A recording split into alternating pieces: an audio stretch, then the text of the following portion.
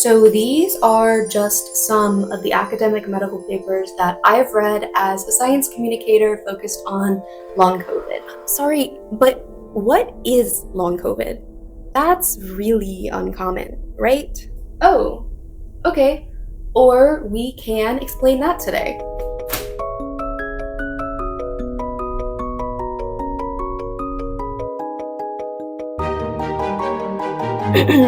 I have been reading and learning and talking about long COVID for a long time now, and I've seen that there's a huge gap between what people in my community and what the general public knows, probably because public messaging from public health orgs has been so inadequate. This video tries to bridge that gap with support from a whole lot of academic life science journals, some social science know-how, and wisdom from lived experiences of people with long COVID. This is a sneak peek of what we'll cover. I hope you learned something new. Long COVID 101. What is long COVID? That's rare, right? Long COVID is when a COVID infection has consequences beyond the initial or acute infection. Just like many other viruses, like EBV, which doesn't just cause mono, but multiple sclerosis as well, or HPV, which causes most cervical cancer. And long COVID is not actually rare, it's common. For context, in the US, a rare disease is defined as one that affects less than 200,000 people or less than 0.06% of the population. Whereas a common disease affects a much larger portion of the population, like diabetes, which is estimated to affect 11.6% of people in the US, or long COVID, estimated to affect anywhere from 4% of people in extremely conservative estimates, up to 20% of people, or maybe more, depending on how you define it. 4 to 20% or more? That's a useless range. What are you talking about? Long COVID 102. What is long COVID more specifically? So long COVID is an umbrella term, not an exact single health condition. Current definitions are pretty general, like this one from the World Health Organization, which defines it as the continuation or development of new symptoms 3 months after the initial SARS-CoV-2 infection, with these symptoms lasting for at least 2 months with no other explanation. Any symptoms? Yeah, basically. Long COVID symptoms might include a persistent cough, new or worsening depression, heart attacks and blood clots, brain fog, damage to the immune system, altered sense of taste and smell, new onset diabetes, high cholesterol, and so much more. But lots of those are things that happen to people anyways. How can you be sure it's related to a COVID infection? Well, on an individual level, that can be harder to determine, but from larger scale studies, we can see that people are developing these issues at a much higher rate than in the past. We can also see from huge studies that look at databases of medical records that people who have a confirmed COVID-19 infection have higher rates of developing all kinds of problems. And it's all because of COVID? How can one virus cause so many different problems? Well, to quote top long COVID researcher Dr. Al-Ali in Science magazine, long COVID is a complex, non-monolithic, multi-systemic disease with sequelae across almost all organ systems, which is likely a disease with many subtypes that may have different risk factors and distinct biologic mechanisms that may respond differently to treatments. Translation, please? Oh, of course. Long COVID is complicated. It doesn't look the same in everyone. It involves multiple systems in the body and can affect almost every organ system. There are probably many different types of long COVID. Different people with different characteristics might be more likely to get a certain type of long COVID. And behind the scenes, the actual things going wrong in the body causing the symptoms probably vary from type to type, which means the right treatments will likely be different from person to person. Like I talked about in an earlier video, the virus can really mess up the balance of friendly bacteria in your gut, aka cause dysbiosis. And dysbiosis has been linked to all kinds of health problems, from asthma to IBS. So if someone's long COVID involves new chronic gastrointestinal problems, maybe a treatment that tries to improve the diversity of gut bacteria could help them. Oh, okay, that makes sense. But what I'm reading here is that some people say that their lives have been ruined by long COVID. Like, they can't work, and some of them don't have the energy to leave the house or even their beds. That sounds a lot more serious than IBS, and I definitely don't think that 4 to 20% of people get that sick from one infection. That's true. Long COVID, 201. Some people are very ill.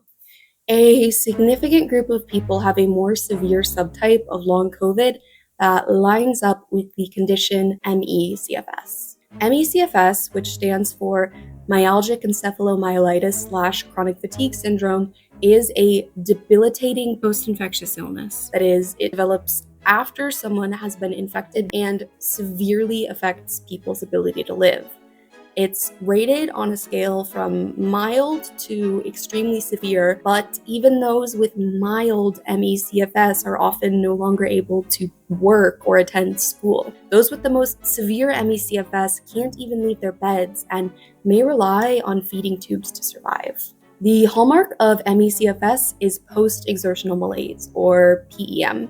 PEM happens when people with ME/CFS are active beyond what their body permits, which for someone with mild ME might be buying groceries and having a social event on the same day. But for someone with very severe ME, it might be being exposed to light or sound or saying a few words. During PEM, casually referred to as a crash, all symptoms flare and new ones can pop up. It can cause fevers, flu-like symptoms, extreme light and sound sensitivity, severe pain, and a crushing exhaustion that can make it impossible to move or think at all. It can last for hours, days, weeks, or even become their permanent new baseline. In more extreme cases, PEM can even cause prolonged loss of consciousness or seizures, and some people have even died. Historically, and even now, most doctors believed that people with ME/CFS were big liars or just depressed, that there was no biological reason for these people to feel so bad. However, when you look closely, there's actually lots of weird stuff going on in the bodies of people with ME/CFS on an immunological, metabolic, neurologic level, and more. Like their muscles producing the amount of lactic acid you would expect to see after an Ironman triathlon, just from emptying the dishwasher. Or some or all of the lunula or moon shapes on their nails disappearing after the onset of their illness. Or the fact that their mitochondria, the powerhouse of the cell, are not as powerful as they should be. However, the freaky stuff going on in people with ME/CFS's bodies, whether the condition was triggered by COVID or another virus, is not usually detectable with the kind of basic tests doctors run first. So people suffering with this condition are often dismissed and told to just see a therapist or just exercise, which can make people with ME/CFS permanently worse. There is no cure for ME/CFS, only treatment of the symptoms and pacing, which just means avoiding overexertion, which for most people means not being able to do most of the things they used to do. Most people also never get better, and the root cause for ME/CFS is still not fully understood, although there are a whole lot of theories. We would probably know a lot more today if doctors hadn't spent the last 50 years telling people with ME/CFS that they're liars, instead of, getting creative with their diagnostics and research. We do know that some groups are at a greater risk of developing ME/CFS. It develops more often in women, people with a history of mononucleosis, and young to middle-aged adults. Some studies have actually shown that people who were particularly active and athletic seem to have a slightly higher risk of developing the condition. Damn, that all sounds awful. So, okay, this study you mentioned in your brain video I just watched, why did you dress as Wednesday Addams for that? For attention and to lighten the mood of a difficult discussion. Okay, yeah. So in that video, you said that over half the people with long COVID had severe cognitive slowing. But were those the more severely affected people, like those with ME/CFS, or did that long COVID group include anybody who met the WHO definition, the continuation or development of new symptoms 3 months after the initial SARS-CoV-2 infection? Good question. Long COVID 202. Who counts as having long COVID? One of the reasons it can be confusing to talk about long COVID is that most of the people who actively identify as having long COVID have a more severe presentation that noticeably reduces their daily quality of life. When your symptoms are so disruptive and unusual that you can't just brush them off, you're more likely to look them up and seek a diagnosis. And indeed, the long COVID patients in that study you mentioned were all diagnosed with long COVID at a clinic in either Germany or the UK. But there are loads of people whose new health problems are consequences of COVID. They just don't know it. Like, from the same study, a hefty chunk of the people who considered themselves recovered and healthy after COVID had the same severe cognitive slowing as the long COVID group, nearly 20% of them, compared to the only 4% for people who were never infected. Some of these recovered people likely have significant neurological consequences from their infections, but they consider themselves to be healthy. In fact, they were picked for the study because they said they were healthy and had no history of neurological problems, even though they probably actually have neurological long COVID. Whoa, so you're saying that there are lots of people with long COVID, but who just don't know it? Is that why I don't know anyone that uses that term for themselves? But how is that possible? Yeah, there are so many reasons. Long COVID 203. Why doesn't anyone I know have long COVID? One, lots of people just don't know that long COVID exists. There's not a lot of public education. Two, long COVID also includes such a broad spectrum of possible symptoms that are different from person to person, and people might not know that their new health problem could be long COVID because they may only know about the more severe ME/CFS subtype and think, well, I'm not like that, so I couldn't have long COVID. 3, other people may not even realize that they had COVID in the recent past because accessible testing infrastructure has been so thoroughly dismantled. We know from wastewater data that around this January was the second highest ever period of transmission in the US. But very few individuals actually got adequate tests and knew their cold or flu was actually COVID. Not to mention that asymptomatic COVID is common and does cause long COVID in many cases. No tests means no knowledge of infection means no long COVID. Pretty neat disappearing trick. Thanks, governments. Or, okay, 4, even if they were able to get a positive test, many people don't realize that there can be a delay between their acute infection and the onset of long COVID symptoms, like months and months. While the person who never fully recovers might suspect they have long COVID, the guy who has his first heart attack on the golf course 6 months after COVID, or the previously healthy person who feels like they are constantly ill and getting hit hard by a new bug every 2 weeks because, unbeknownst to them, they have been left with a weaker immune system because of COVID. And hey, if you've heard the idea that the reason people are getting sick more now is because they didn't get sick enough during the lockdowns, aka the concept of immunity debt that's gone mainstream in the last 2 years, that's not real. That's not how the immune system works. It's not like a muscle that gets weak without using it. And even if that were true, you are literally constantly exposed to stuff your immune system is interacting with. Have you ever touched a dog? Bacteria. Do you live in a house? Mold. Do you eat food? Histamines. While there are some good bacteria that are necessary parts of healthy biomes, that doesn't include pathogenic bacteria, aka the ones that cause disease. And there are basically no viral infections that have a protective effect on your immune system. They all hurt you. We know from mega studies that those surges of severe RSV that we saw in kids from the winter of 21 to 22 and 22 to 23, the ones that some people blamed on lockdowns, it was COVID. Being infected with SARS-CoV-2 significantly increased a child's risk of developing severe RSV, which makes sense considering that we saw the same rise in severe RSV in Sweden, which had no lockdowns but plenty of COVID infections. If anyone tries to sell you this immune debt garbage, shut it down. If it was true that being sick made people healthier, then Victorian orphans would have been like that billionaire who injects teen blood to stay young. But they weren't. They had tuberculosis and got cholera from drinking poop water. And even that billionaire guy has long COVID.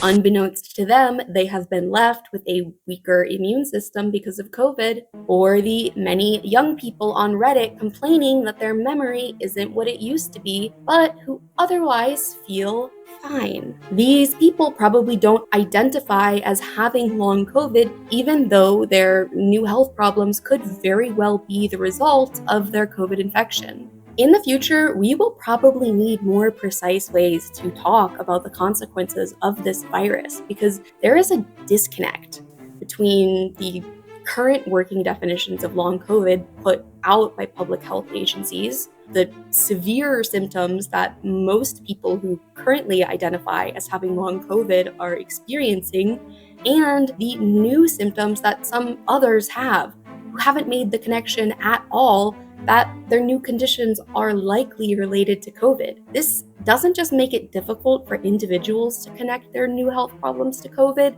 it also makes it difficult for researchers to properly design studies and collect data. We will also probably need significant campaigns in the future to educate both the public and healthcare workers so that we can all be on the same page. Yeah, because my aunt is a doctor and she's really smart, but she told me that COVID is just like a cold. Oh boy, long COVID 204. Why doesn't my doctor know about long COVID? So, doctors are not always generally up to date on the most recent research, especially outside their field. A figure that's thrown around in translational medicine, the field which actually tries to take advances in medical research and apply them to clinical practice, is that it takes around 17 years for new discoveries to make it from the lab to the doctor's office. First, studies actually have to happen in labs, then be repeated by other researchers, then collected into a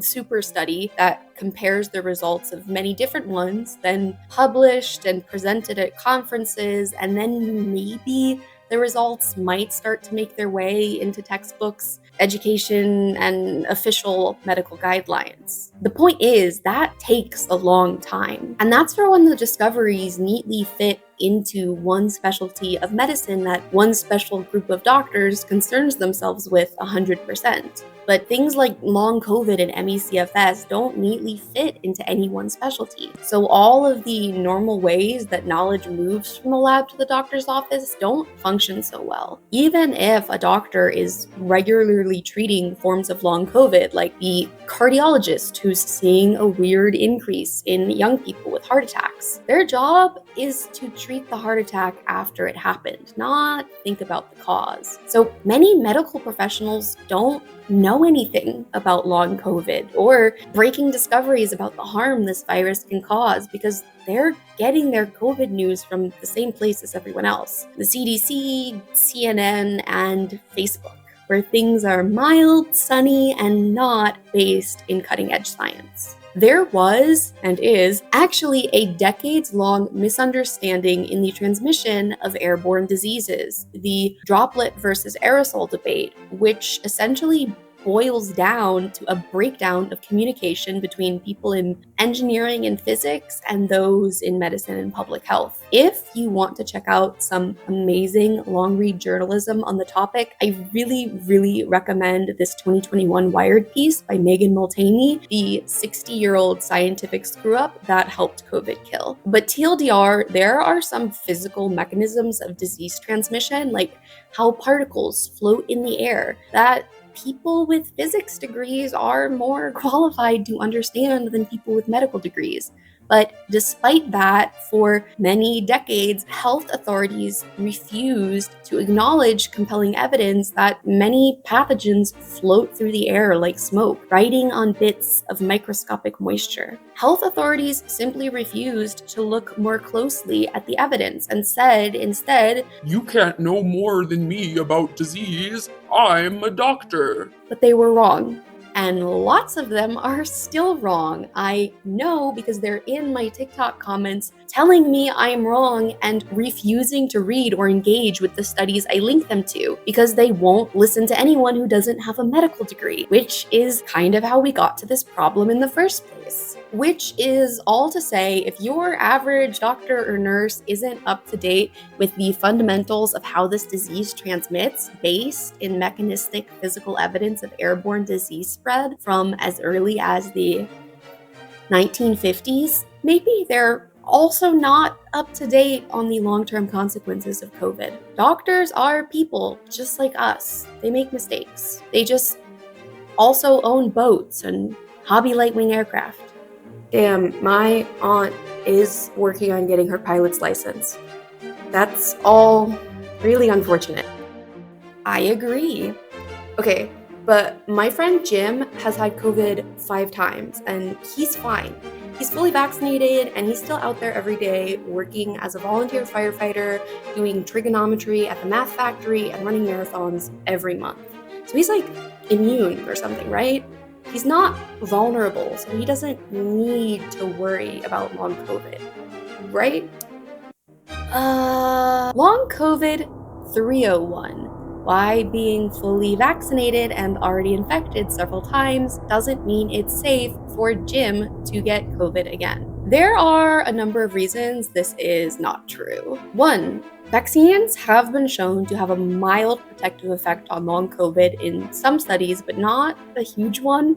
And plenty of fully vaccinated people have new onset problems after COVID, or even ME/CFS. It's also only been 4 years, which is really only medium term in terms of disease development. Also, the efficacy of the vaccines diminishes greatly after 6 months or so. So anybody who got their last booster in 2022 or 2021 can't really be considered fully vaccinated. And to any demons out there who would suggest that all long COVID is simply the result of people getting the vaccines, these trends started before the vaccines were available, and plenty of unvaccinated people developed severe long COVID, so don't even start with me on that.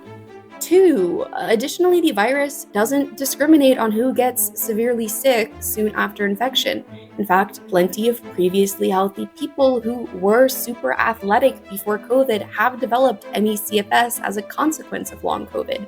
Like I said earlier, some studies have shown that people who were super fit and active might have a slightly increased risk of developing ME/CFS. It doesn't happen to all healthy athletic people, but it's happened to enough of them that it's not an impossibility at all. 3, and for some people, severe long COVID only developed after multiple infections. And in fact, with all of the other types of consequences I mentioned before, the chance of experiencing these negative outcomes only increases with each infection. Additional infections also tend to make existing long COVID worse. You're not building immunity with each infection, you're rolling the dice. One previously healthy young woman with long COVID said that COVID is not like the flu, it's more like Russian roulette. Someone else added that concluding COVID is harmless and you can get it endlessly without consequences is a bit like concluding that Russian roulette is harmless and can be played endlessly without consequences because you were okay after the first turn, which that's not how that works. In fact, long COVID 302, why you might not actually be fine forever after your COVID infection, even if you feel fine now. Let's talk about another reason that Jim from before shouldn't feel fancy, fresh, and free to get infection number 6, which is wonderfully highlighted in this report from the Public Health Communication Center of Aotearoa. Some people who are currently well post-COVID are already expressing biomarkers of risk for cardiovascular disease, neurodegenerative disorders, a range of autoimmune diseases, and cancers, conditions that typically have latency periods lasting years or decades. Sorry, Lola, but what does that mean? Oh, of course.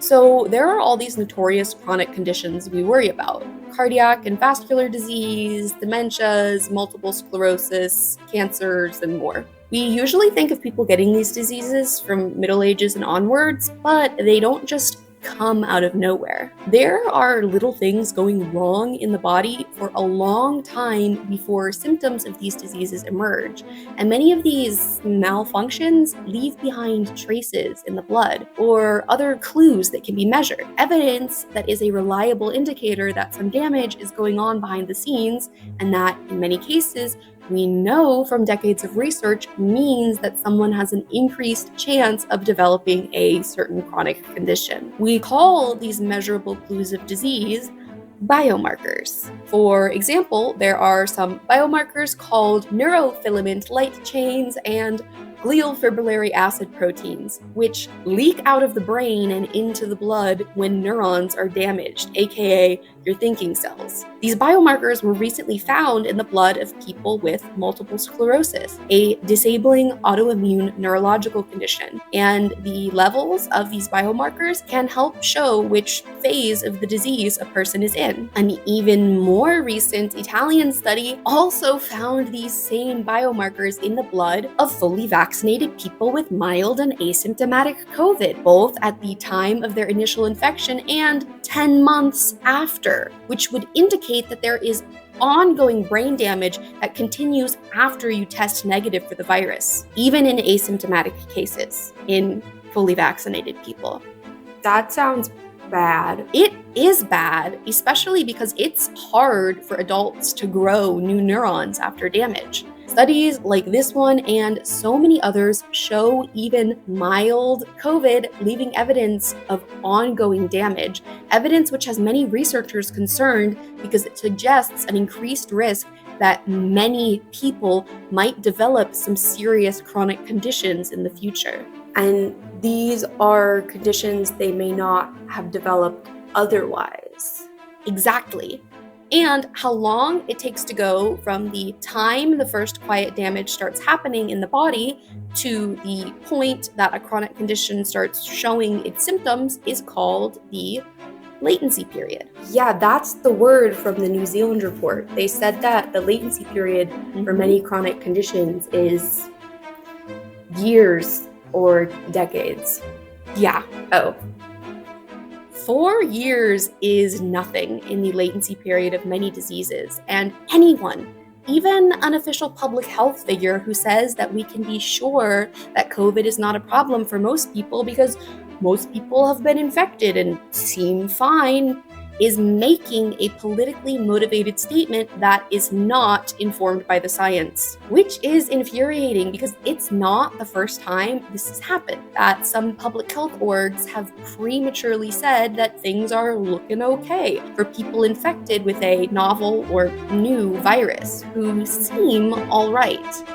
Now, Long COVID 302 Instructional Supplement, a blast from the past. Here is a quote from the MMWR, the Morbidity and Mortality Weekly Report from the CDC from the week of September 27th, 1985. The fact that 2/3 of men infected for over 5 years have not developed AIDS or AIDS-related illnesses is an encouraging indication that infection with this virus is not necessarily followed by rapid development of symptoms and death. Now, my friend, do you know which virus they were talking about? Yeah, HIV. Yeah, HIV. This update from the CDC was actually reported further in the media at the time, like this AIDS Updates, Myths and Realities from Playboy. This was the knowledge the CDC was presenting to the public at the time. But based on what you know from history, was people with HIV seeming fine for 5 years actually an encouraging indication that they would not develop AIDS? No, I don't think so. I mean, I know Rent was written in the 90s and that queer people were righteously mad as hell then, so I don't think things were actually encouraging in 1985. Yep. I mean, nope, it wasn't encouraging. We now know that the vast majority of people with HIV will eventually develop AIDS and die from the condition without antiretroviral therapy, which didn't even exist when that update was written. Long-term survival for untreated HIV is bad. Like, once someone eventually develops AIDS, they usually die within 2 or 3 years. Damn, so the CDC didn't really know what they were talking about, saying it was encouraging that 2/3 of people didn't have AIDS within 5 years. Wait, speaking of years, how long does it usually take for someone to go from being infected with HIV to developing AIDS, aka the latency period? Excellent question, my student. 8 to 15 years. For some people, it's sooner, and for others, it's later, but that's about the average range. It's that long? Yep. But the people are kind of sick for those years, right? Like, they don't seem healthy. Not really. Although most people experience flu-like symptoms after the initial infection, after that, they enter the period of clinical latency where they feel more or less normal for a decade until they start to get sick.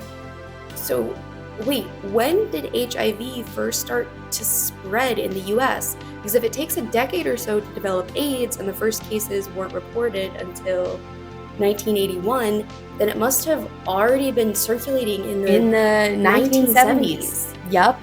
Then how can the government and the CDC and whoever signal that COVID is no big deal when we know at the equivalent point in the AIDS epidemic 4 years in, everyone seemed fine and no one even knew that anything was wrong? It was just like 70s, disco fun, ABBA, Watergate, whatever.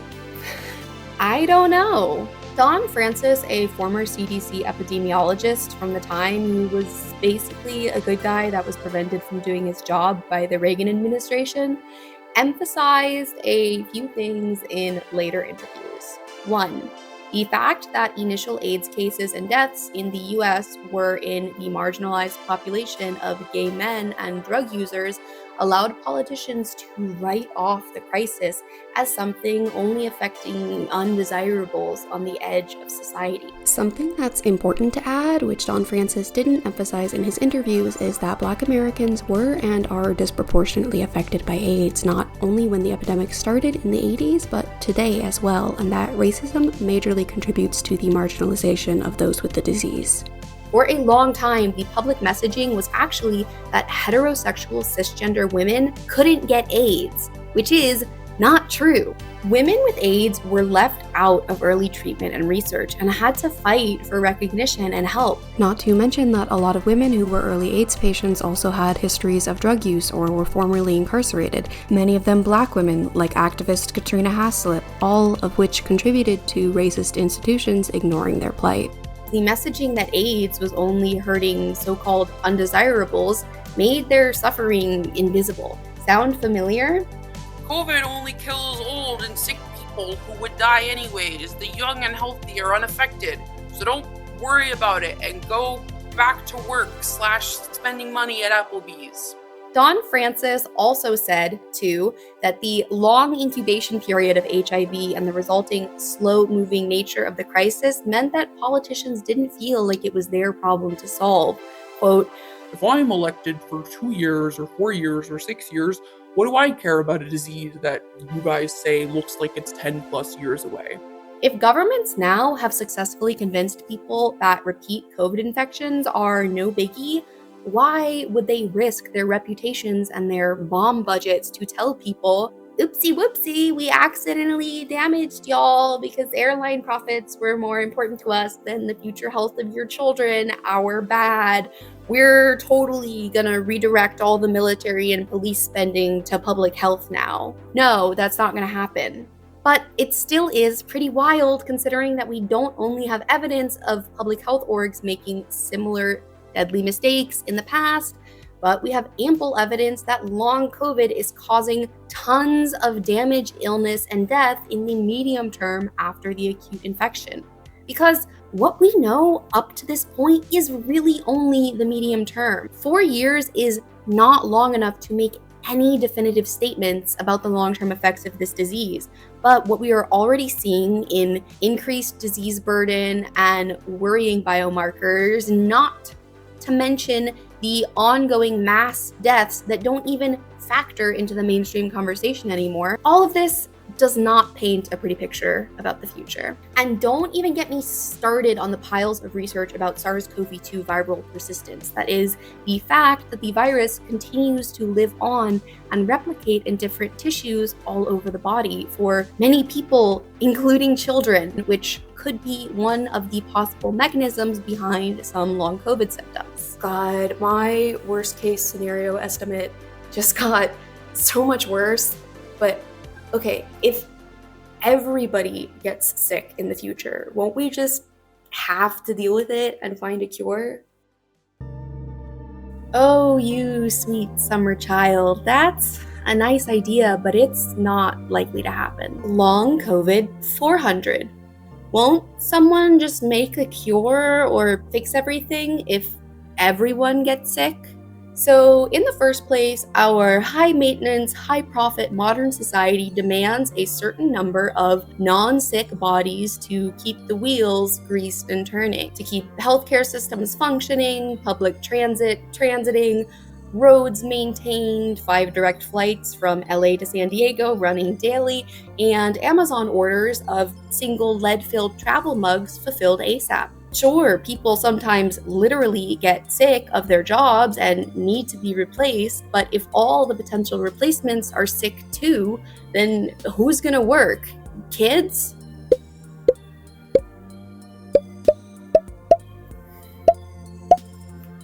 See, that's what I'm talking about. A lot of Scrooge McDucks out there would rather hire a middle schooler to work at a meatpacking plant than prevent their adult workers from getting too sick to work. Or, questioning if the current level of meat production is sustainable or desirable. And what about the meatpacking worker who's too sick to support themselves after getting the COVID H5N1 double whammy? Will they be supported and cared for now that they're disabled and vulnerable? No. The dominant public messaging right now that people across the political spectrum ascribe to all over the world is that vulnerable people should just stay home, that their exclusion from society is an acceptable cost to pay for the ability to freely expose your children to a brain-damaging virus at Chuck E. Cheese, even when it's only hurting everyone in the long run, even businesses. Germany is actually in a recession, as in their economy shrank last year because of the record number of sick days employees needed, an average of 20 per person, which is, what you might expect if you let everyone get repeatedly infected with an immune system damaging virus for a few years. In the UK, a historically high number of adults are out of the workforce due to acute and ongoing illness, prompting the PM to blame sick note culture, as in, damn, these lazy liars pretending to be sick so they don't have to work. Ugh. His radical solution to these record high numbers of people too sick to work? It's not to help them heal or to stop the spread of disease or better fund the NHS so people can get care faster. No, the plan is to make it harder for people to get approved as officially ill by doctors so that sick people are forced to work. It doesn't make sense. On the one hand, governments and businesses are struggling with record numbers of people out of work sick because they've allowed this disease to spread and disable increasing swaths of the population with no mitigations at all. But on the other hand, they're messaging that sick people getting pushed out of society is simply the acceptable cost of living with the virus. Make it make sense. Last year, Anthony Fauci, the former director of the US National Institute of Allergy and Infectious Diseases, said that in the new COVID reality, the vulnerable will fall by the wayside. As a result of this attitude, myself and a lot of other disabled and vulnerable people, or those of us who actually realize our own vulnerability, because if you've had COVID a few times, all of the masses of academic medical research point to you being vulnerable now too. Anyways, we haven't just felt the repeated pain of losing relationships with former loved ones who are totally okay to see us completely excluded from safe in-person socializing. We can't even get healthcare safely because doctors who happily know nothing about long COVID or recent discoveries in all things SARS-CoV-2 have taken down their masks required signs and are pleased to tell us we're hypochondriacs for our fears that are 100% based in science and reasonable concerns for self-preservation. Do you really think that your friends or employer are going to act differently when it's you that gets sick, better than governments are treating people now, or how you've treated the vulnerable people in your community? I don't really want to answer that, Lola. Yeah, but not thinking about it doesn't actually protect you. Like, okay, you basically said you imagined governments would introduce an organized response if enough people got terribly sick, right? Yeah, I guess. Well, they are doing that, but the options don't look great. Do you know what MAID is? Like Betty Boop? What? No, not like Betty Boop, not a maid, MAID, medical assistance in dying, euthanasia. Like when you put down a dog? Yeah, or like a horse or something, I don't know. But that's just something that would be for people who are about to die anyways, to prevent suffering, like terminal cancer, right? Yeah, that's how they sold it to you. But did you know that it's also an effective way to save money on healthcare that would otherwise be spent on useless people that can't work?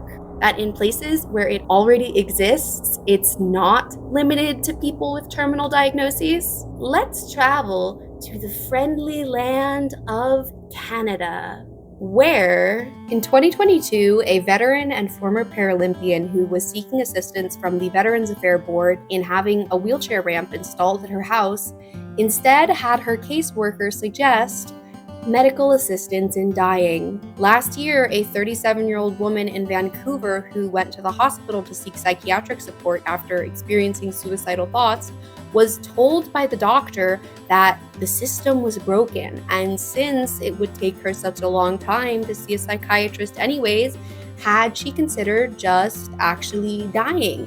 You know, the thing that she was at the hospital to avoid. Also last year, a 55-year-old woman who has been suffering with long COVID since 2020 applied for MAID, even though she reports that she still enjoys being alive and does not want to die. But as she isn't able to work now and government support for the disabled is slim, she can't really afford to live anymore. So it would seem the idea of dying quickly at home beats dying slowly on the streets, when those are the only two options presented to you by the Canadian government, which things are not looking good on this front. The details of a long-awaited disability benefit, which Canada's ruling Liberal Party promised would help lift disabled people out of poverty, were recently announced.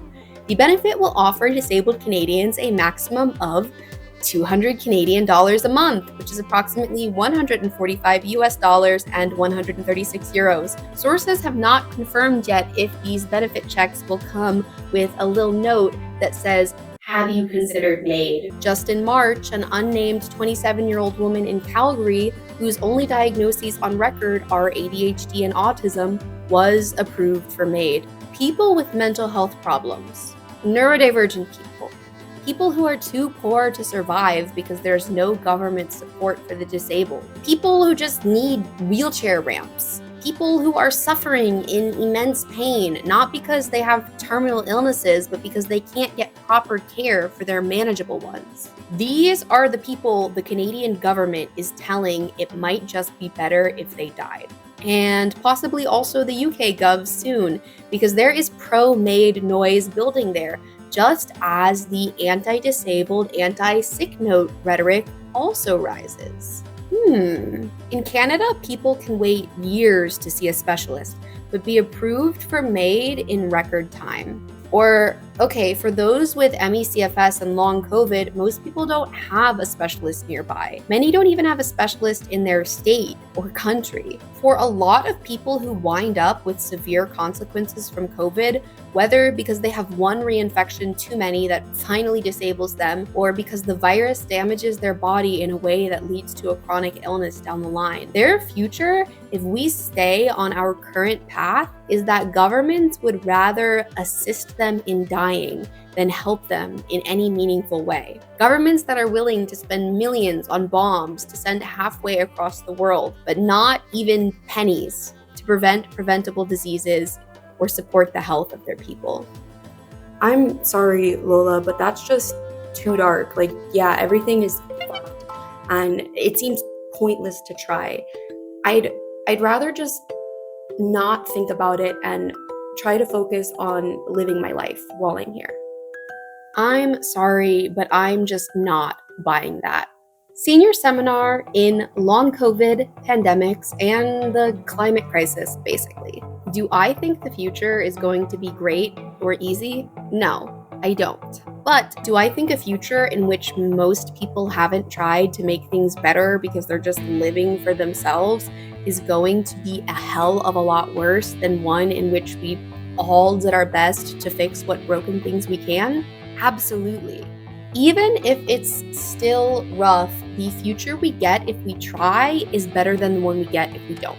Period. That's one of the main thoughts that keeps me going. And you know what? I think if we do try, it's possible that a few generations down the line, we could actually have a juster world where everyone has access to the care and resources they need to live comfortable, satisfying lives, regardless of where in the world they're born, regardless of their ability, regardless of their race, regardless of the work they do. Even if I know I'm never gonna live to see that future, it's worth fighting for because it's like the most important thing. Sure, I'm not happy that in order to protect myself as a vulnerable person from this virus now, I have to live a really isolated lifestyle, but I hope that more people will join me in caring and keeping themselves and their communities safe. So maybe me and the other disabled cuties can expand our social circles again. And ultimately, I don't think that me spending my 20s focused on going to shitty, overpriced bars with terrible Tinder dates, spending money on disposable fast fashion that influencers sell me to wear to super spreader events where a bunch of the people go home with a disease that is very likely reducing their lifespan. I don't think these transient consumer pleasures are more important than doing my best to fight for a livable society for future generations. I just don't.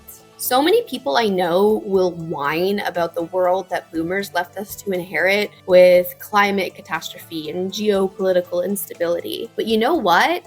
Anyone who is happy to live only for their own pleasure, comfortable with the idea that everything will go to shit anyways in the next few decades, so there's no point in trying. That's worse than the boomers. Lots of boomers in the US were mostly trying to live the American dream back then, but a lot of young people now are hardcore nihilists happy to party while the world burns and deliver a future even worse than the one we got to the kids of tomorrow. And that's silly because you are not powerless, and that nihilism is not your own. It's manufactured by oil companies that don't want you to change the world enough that their product is irrelevant. It's powered by commercial real estate firms that don't want to see their profits drop because working from home made so many office rentals redundant. It's created by airlines who lobby public health institutions to change isolation guidelines for a highly contagious and dangerous disease because their bottom line is more important than the health of children or even their own future profits, because I don't know how many people are going to be healthy enough to fly an airplane in 10 years at this rate. And yes, that really happened also. The CDC changed isolation guidelines because the CEO of Delta asked them to. Just like we already have the resources and technology to prevent the damage to our climate from escalating in the worst possible way, the resources for everyone to live comfortably on this planet, we also have the resources to stop this pandemic and invest in research to help those who are sick now and will be sick in the future. We just aren't using those resources to do those things because the priorities of people in charge are completely messed up.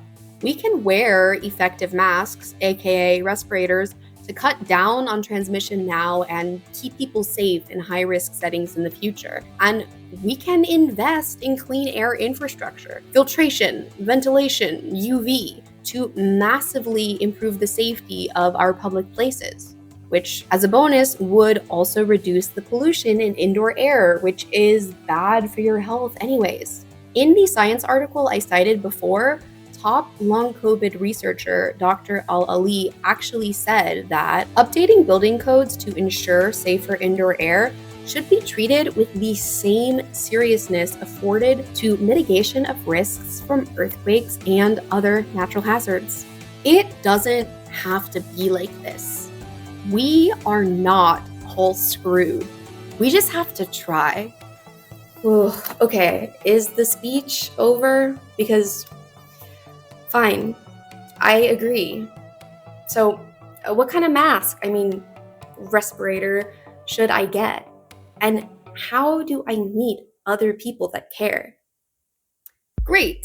You can actually reference one of the videos or several resources I have made to find the best mask for you. And check out the COVID action map to find out if there are any clean air organizations or groups that distribute masks in your area, so you can access local free resources or meet people that care and get involved. And yes, I mean you. Wow, that was a lot. Why am I finding this out from a YouTube video instead of from Public Health Works or my doctor? Ugh. So what did I actually learn? Oh yeah.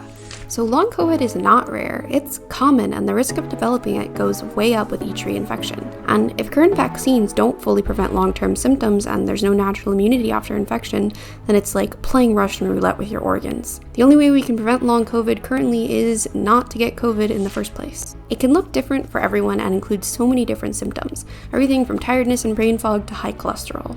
With the variety of symptoms and definitions and the fact that the virus may be causing quiet damage that might only cause problems in the next few decades, we might think about it completely differently in the future. Even though multiple studies say that around 1 in 5 people get long COVID, most people don't even know it's a thing or that it might be the cause of all their weird sudden health issues since public health isn't doing its job. No wonder everyone around me is sick all the time with how much damage to the immune system this thing does. At least now the mysterious rise in other diseases is not so mysterious after all. And so many people developing ME/CFS after COVID is scary.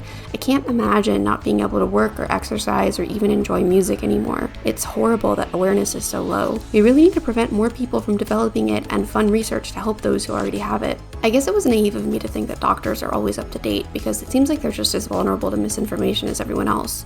And knowing how the early AIDS epidemic was mishandled by authorities, it's not that surprising that we're repeating some of the same mistakes. We're ignoring long COVID and acting like the virus is no big deal, even if 4 years is way too soon to claim that, especially considering how bad things are now in the medium term. Not only are millions of people dead and many suffering from long COVID now, but even more supposedly recovered people are showing signs of damage that could cause problems later. We're already seeing record rates of disability and sick days taken. The long-term effects of COVID are really looking bad. It's so enraging that governments are not doing anything to prevent more people from developing long COVID or to help those who already have it, or even informing people of the risk, especially considering that the same governments don't seem interested in supporting disabled people at all. Most people don't even know that the virus floats in the air like smoke and can hang in unventilated indoor spaces for hours, and that there's lots of interventions and technology we could be using to clean the air and make public spaces safer for everyone. It doesn't have to be this way. Ugh, this is so dark.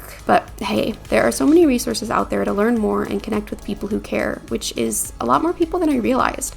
I I guess I wasn't thinking about this much before and just went along with the vibes, but TBH, the vibes are bad. Half the people I know are sick in summer, and it's not because people didn't get sick enough during lockdowns, because that's not real science. I feel bad I'm only taking this seriously now, but hey, it's never too late to start caring. And oh, wow. According to the COVID action map, there's a mask block in my city. I'm gonna reach out to get involved, and I'm definitely telling my friends that a well-fitting mask actually makes a difference and is an important tool to make public spaces safer ASAP. I wanna keep as much of my health as I can, and if we can prevent more long COVID cases, then we can focus on helping people who are sick now. Guess I better go open the windows to let in some fresh air.